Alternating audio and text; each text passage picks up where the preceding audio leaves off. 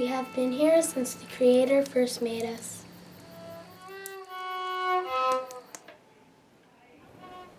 It was in 1534, seeking a northwest passage, that we first discovered this land.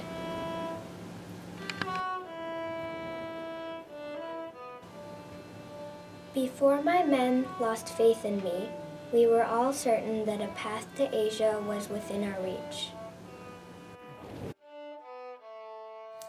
My mother was here, and her mother's mother before her. The teachings, including those of the teepee, are passed down through the women.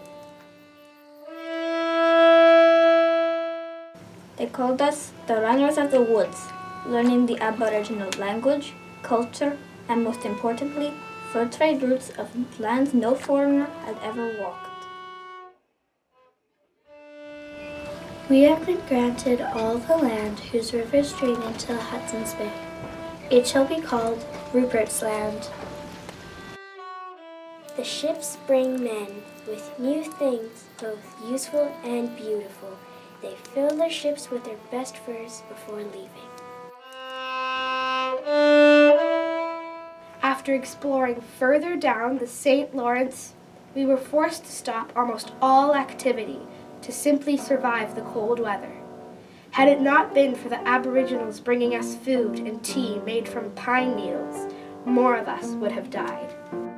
In 1778, seeking another way to find a northwest passage, we came upon a native of this uninhabited land, most willing to trade our ironware for his furs. We use only what we need. When we hunt, we make use of every part and thank the animal for giving its life for our food, our tools, and our shelter, and our clothes. After seeing the riches Spain has obtained from the Incans, I am prepared to do whatever it takes to establish the settlements and trade for the unlimited furs of this untamed land.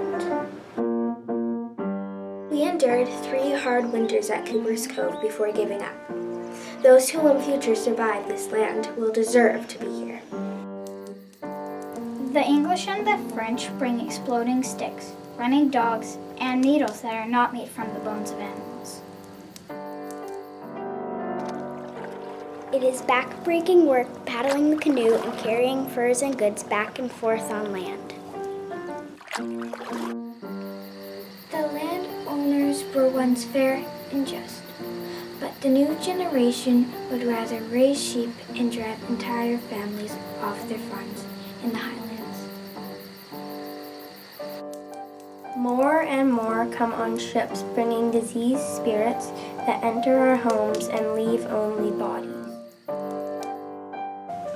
It has not been easy, but our settlement is very important now that the fur hat is worn by every important man in Europe. Quebec will be ours, and the fur trade will bring riches to the British Empire. We see these new people as enemies and will treat them as such.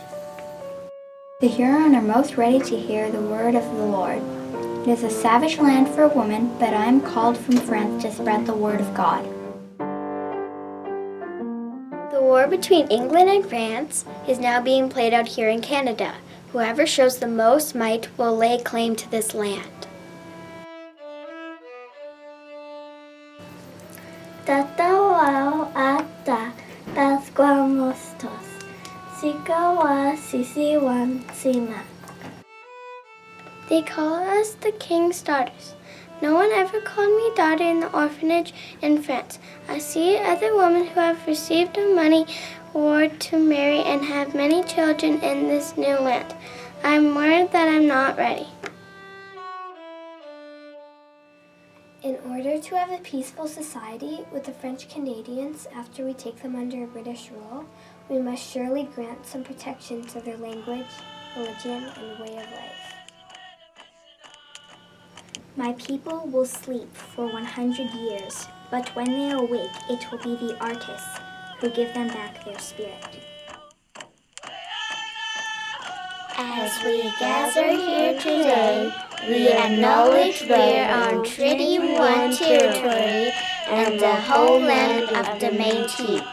We pay our respects to the First Nation and Métis ancestors of this place.